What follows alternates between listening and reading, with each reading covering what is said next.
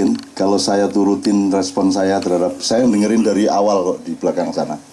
Jadi saya bersyukur malam hari ini Anda berlangsung. Saya lihat ini tidak bisa terjadi kalau tidak suci Anda semua. Mungkin kalau fisiknya nggak suci lah, tapi kalau sedang nggak suci tapi hati Anda suci, pikiran Anda suci. Kalau tidak suci Anda tidak bisa bertahan lebih dari 2 jam.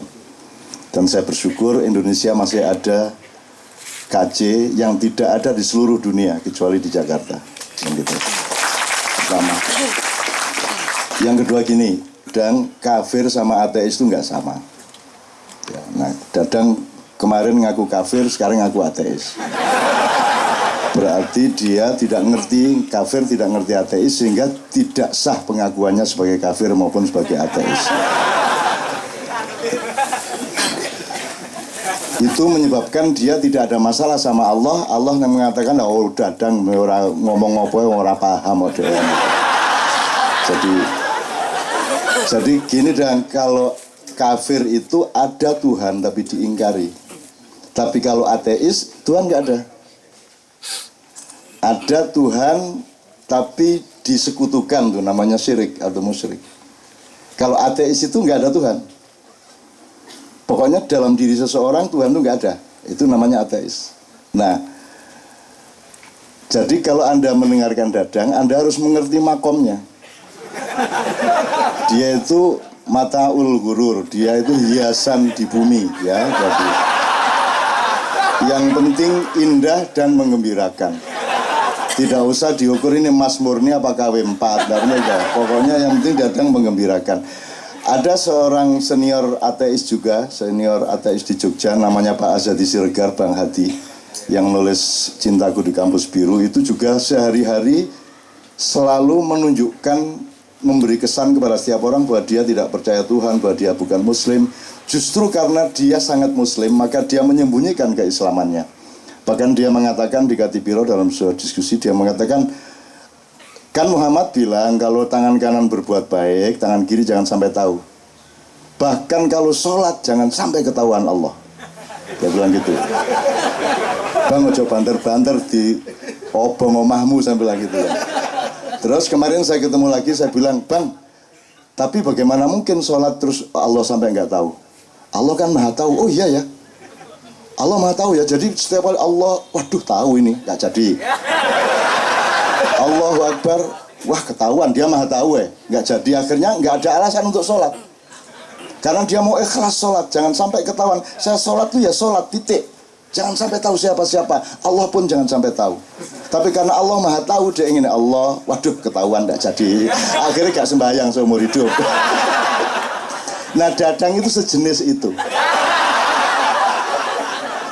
Dadang itu pokoknya cari akal bagaimana supaya Tuhan tidak marah ketika dia tidak sholat, tidak puasa, bilang dirinya demi Tuhan saya ateis, segala macam itu kan tidak akan diterima Tuhan. Dan kamu tidak akan saya akui sebagai kafir, tidak akan saya sebagai ateis. Wong tidak logis sama sekali kamu itu. Ya sudah sana mau masuk surga kamu, kan gitu. Karena tidak ada alasan masukkan neraka. Apanya yang dosa apanya? Ya sudah miskin, kurus. Bagaimana mau memberi rizki, orang dia kemana-mana cari rizki kan gitu ya. Berarti jangan tenang ya, beres ya. Gitu. Jadi Dadang itu hiasan hidup. Anda harus melihat dia sebagai sumber kegembiraan, itu pertama. Jadi gini Mas, gini aja. Sebenarnya nanti saya akan ngomong asal kenapa kok ada judul ini. Singkat kata asal usulnya itu Kadipiro, pusatnya Ma'iyah, koordinatornya itu kasih saran.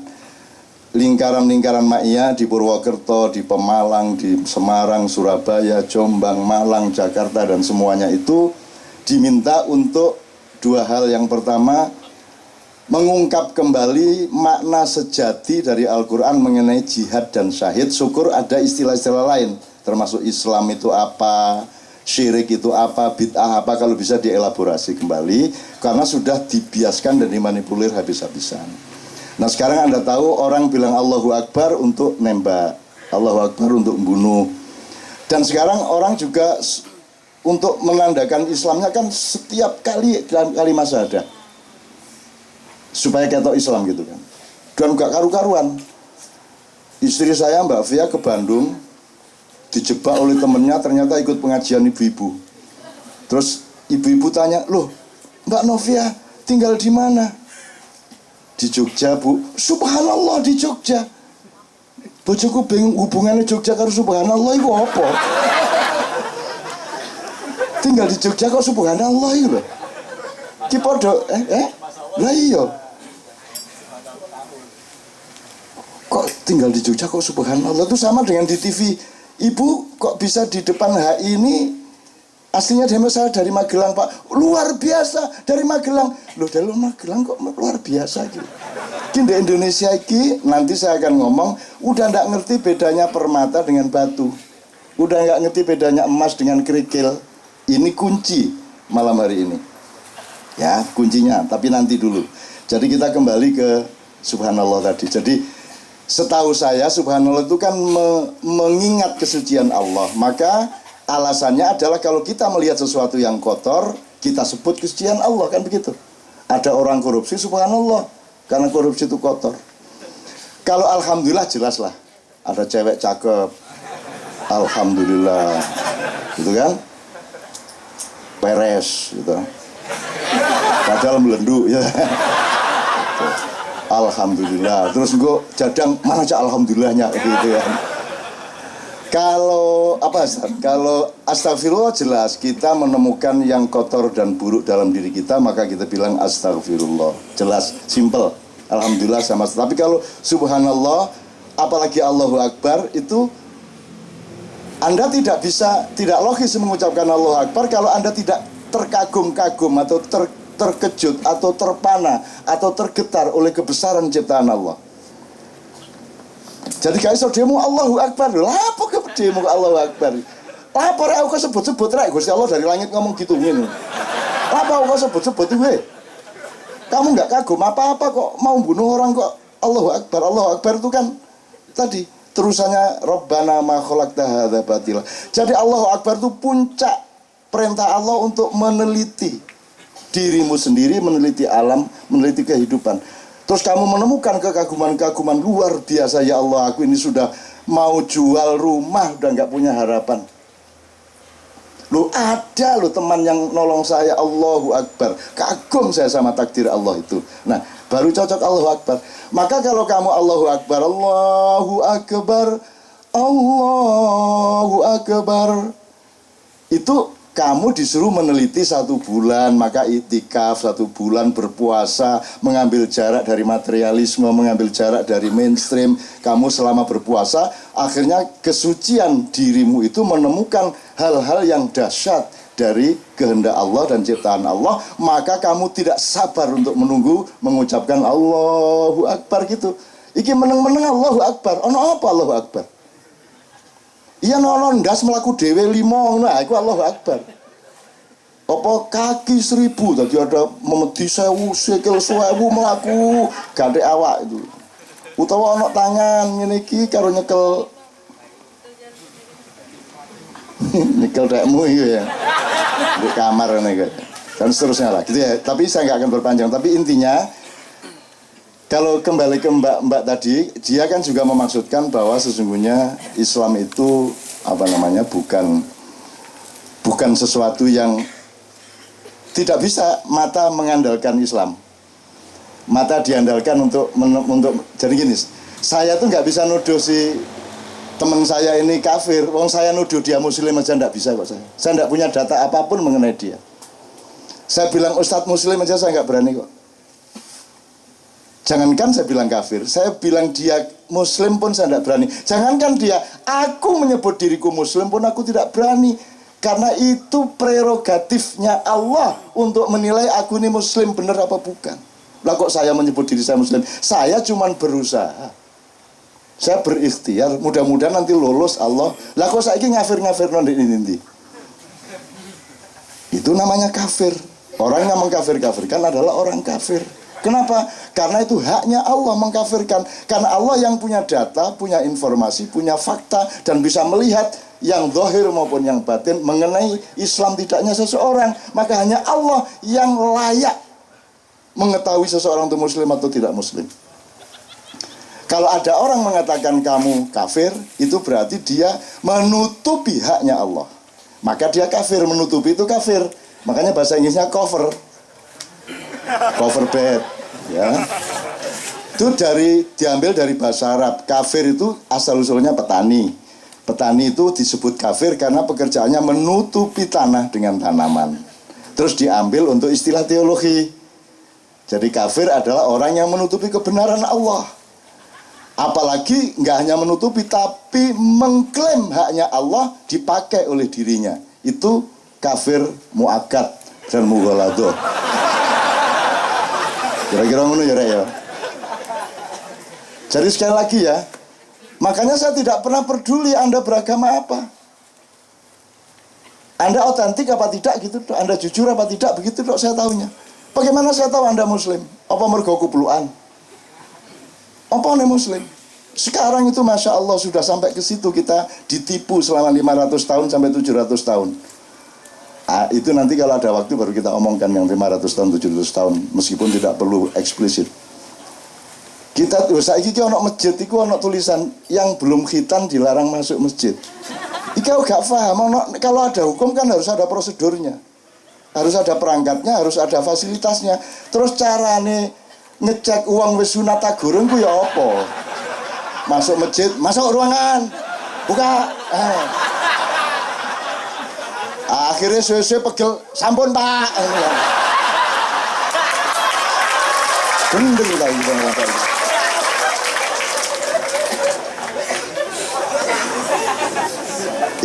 Ini kalau diperlebar banyak sekali ini, tapi saya mohon maaf kepada MUI, saya mohon maaf kepada teman-teman yang lain. Saya bukan apa, saya cuman urun logika, urun akal sehat.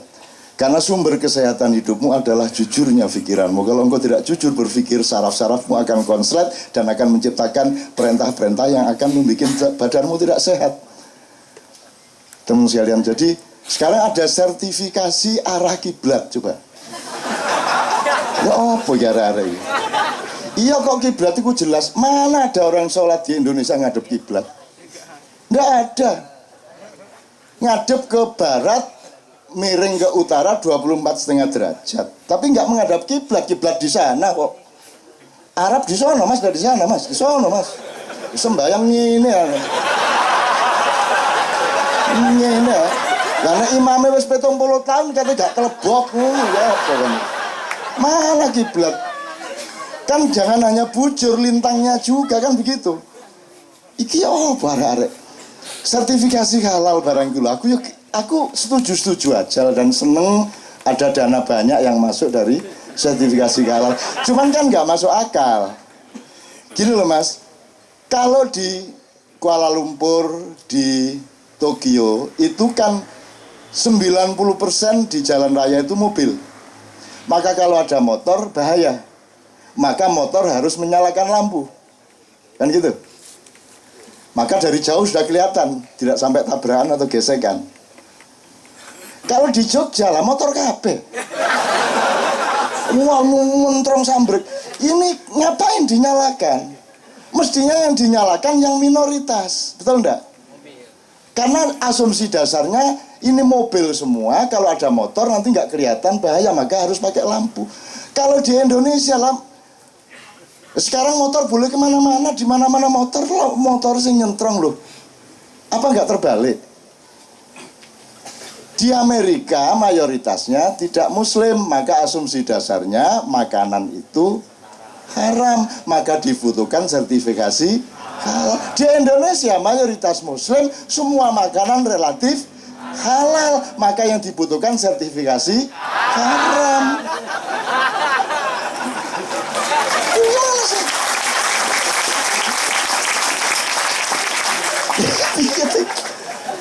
Ya tapi tidak apa-apa, wong dia nggak ngerti. Tuhan bingung, waduh gak paham. Engkau nyun sewu ketua MUI, kamu kok bikin begini? Loh, kan saja sertifikasi haram, kok halal? Loh, ngoten ta? Mboten ngertos ya kula. Akhirnya masuk surga, wis mlebu gak paham kan gitu. Enak pokoknya. Jadi jadilah orang sebodoh-bodohnya orang, sehingga Anda tidak ada alasan pada dirimu untuk dimasukkan neraka. Begitu si Sapa jenenge malaikat Malik mau menyeret, sebentar, apa ini kok saya dimasukkan neraka? Loh kamu dulu kan nandatangani surat sertifikat halal, sebenarnya kan haram. Loh kok ngoten? Loh gini loh, terus terus malaikat Malik ngekei makalah ini loh, lihat makalahnya gini. Ini seperti motor dan mobil, halal dan haram gini-gini. Wah ngoten ta, wah mboten kondo bian-bian sampean. Mboten roh loh. Akhirnya wis mlebu swarga, gak masalah. Jadi tak dongakno semua mlebu swarga. Gitu loh. Kan iku karo swarga cek kepincrute kan iku. Swarga karo Indonesia iki padha. Wis ngene iki swarga iki kira-kira. Pokoke angger atimu ngene iki berarti wis swarga. Gitu loh, tenang aja. Bahkan di sana nanti agak masih meragukan saya itu. Arep dangdut tuku kaset ning ndi?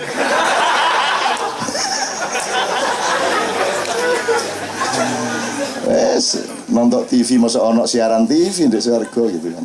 Enggak, maksud saya itu mbok fokus sama Allah aja. Kalau Anda cari surga mungkin dapat surga, tapi belum tentu dapat Allah, karena Allah nanti menjebak kamu. Alah kamu lah cari surga, enggak cari aku. Jadi Tuhan malas betul masuk ke surga.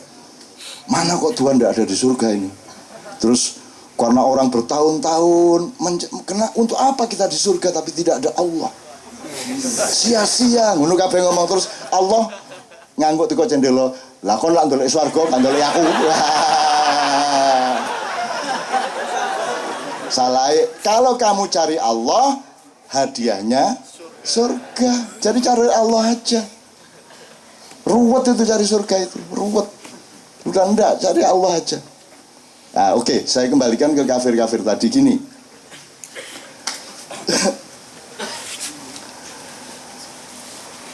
Kan tadi Tuhan tidak ada, Tuhan ada tapi diingkari, Tuhan ada tapi disekutukan. Kira-kira 3 itu ya. Mungkin ada variabel-variabel. Ketika ini kan bisa kata benda, kata kayak yang diomongkan Sabrang tadi. Loh, teman-teman Kristen ya percaya kok kalau Nabi, kalau Muhammad itu Nabi kan gitu. Sebenarnya syahadat itu bersaksi apa mengakui? Hakikatnya itu bersaksi atau mengakui?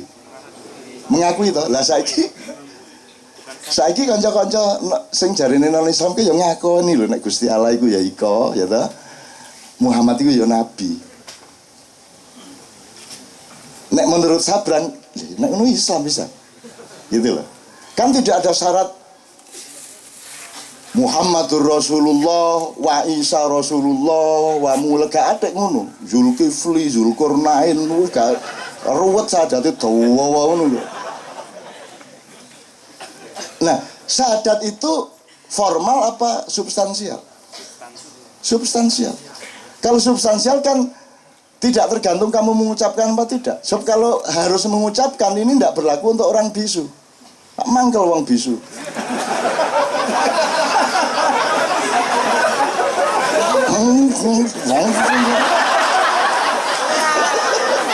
Kamu itu ya sadis. Berdebat yang ndak mengenai tahiyat. Akhirnya saya berpihak kepada orang yang tidak nduting. Dah, mau apa kamu? Karena ndak punya driji. Lah mangkel sih nggak di driji, Mas. Ngene ren. Sing kene berdebat ngene, tangine. Wah. Kamu itu kalau berdebat itu mbok yang mikir-mikir kiri kanan. Ada jadilan, makan beling, makan padi, dimarahin, dibid'ahkan. Enggak ngasih makan nasi. Kok daripada kamu membid'ahkan, bawa nasi bungkus. Anane kula mangan beling niki mboten duwe iso tuku sego, Pak.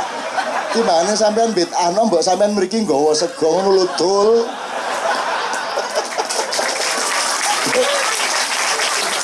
Jadi orang tidak pernah berpikir agama dengan dimensi sosial. Orang tidak pernah berpikir agama dengan dimensi budaya. Orang tidak pernah berpikir agama dengan dimensi psikologi, hati, nurani, perasaan.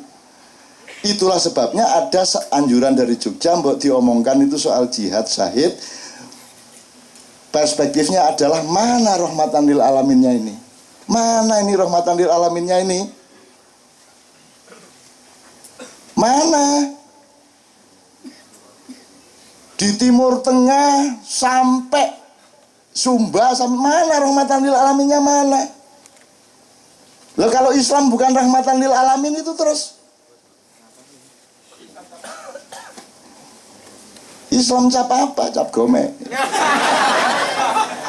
Gitu loh. Pokoknya di Jogja 17-an besok judulnya rahmatan lil alaminnya mana? Itu judulnya. Karena di sana kurang intelektual, kurang akademis. Kalau di sini kan ateisme agama. Gitu. Nah di Jogja rahmatan lil alaminnya mana? Ini ceritanya. Nanti bulan depan mudah-mudahan bisa kita informasikan ini kita sedang memasuki gerbang rahmatan lil alamin, tetapi Anda harus lebih menderita paling tidak 10 tahun lagi. Tidak apa-apa. Dan nanti ada yang lebih parah dari Jokowi. Ada yang lebih parah dari yang sekarang Anda gelisah dan cemas. Anda harus siap. Anda harus siap, orang maknya harus siap bahwa hidup ini tidak sama dengan yang kamu inginkan, tidak sama dengan yang kamu pikirkan. Bahkan hidup ini berlangsung sebagaimana yang kamu paling benci dan paling jijik. Mau apa kamu? Terus berdoa kamu sama Tuhan. Terus Tuhan bilang, apa dungo-dungo, nek pas susah dungo kon yo. Engko nek wis oleh duit langsung nang kafe. Gak dungo nang aku gitu. Ya Tuhan sih gak ngomong gitu, itu kan cara saya merepresentasikan Tuhan sih tan kinoyo ngopo tan kino kiniro ya laisa kamitsli syai'un. Jadi tidak mungkin saya menggambarkan Tuhan, itu gambaran saya tentang Tuhan. Jadi sama dengan ateis itu tidak ada yang dia tolak, itu bukan Tuhan yang dia tolak, itu ya informasi tentang Tuhan yang sampai ke dia.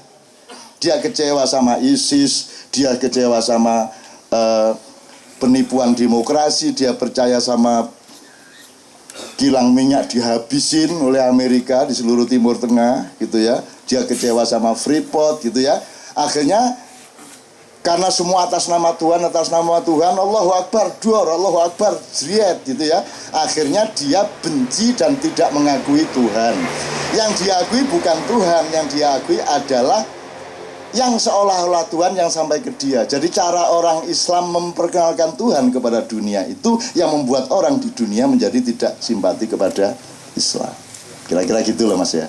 Nah, kalau kita agak sedikit saja shortcut, misalnya kasusnya Tuhan tidak ada. Kalau di Indonesia kan ini tidak terjadi. Tuhan ada toh.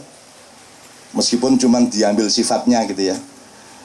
Tuhannya juga agak sedikit tersinggung ini sama Pancasila. Loh, ini kan satu-satunya negara yang bertuhan. Tuhan apa dari Tuhan gitu. Tuhan apa? Ketuhanan kok Tuhan. Emang sama putih sama keputihan. Menunggu. Enak aja loh. Gitu. Mana Tuhannya? Kan ketuhanan. Yang kamu ambil cuman sifatku. Tapi bukan diriku. Sana berdoa sama sifatku sana, tidak kepada aku. Wah, nek Gusti Allah ngomong piye? Kamu hanya suka manisnya tapi kamu tidak mengakui gulanya.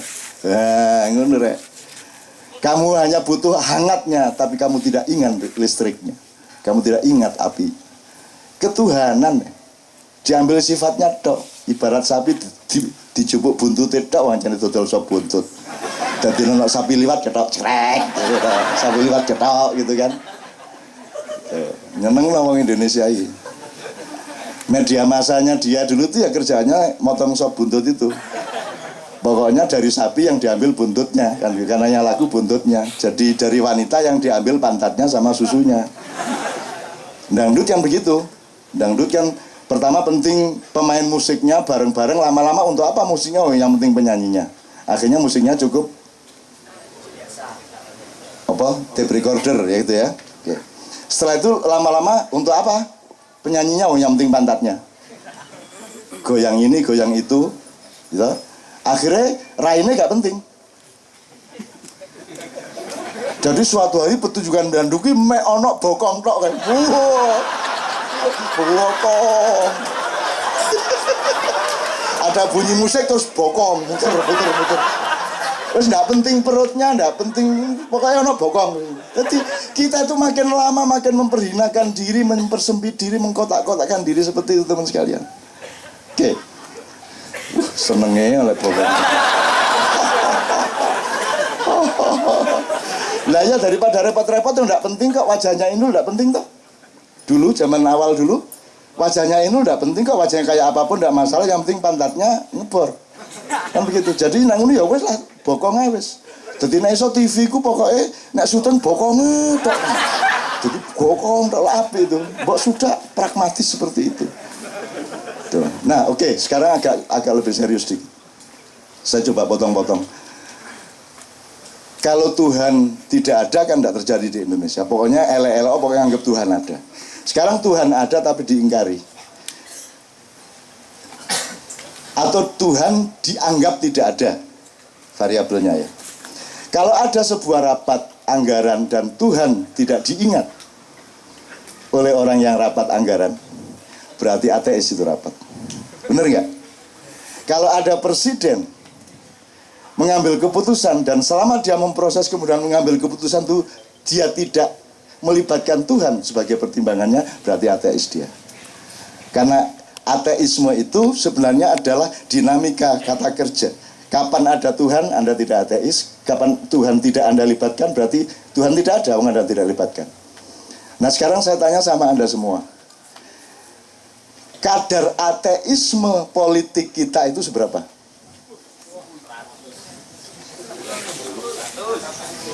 Nah kira-kira ini ya Mas ya.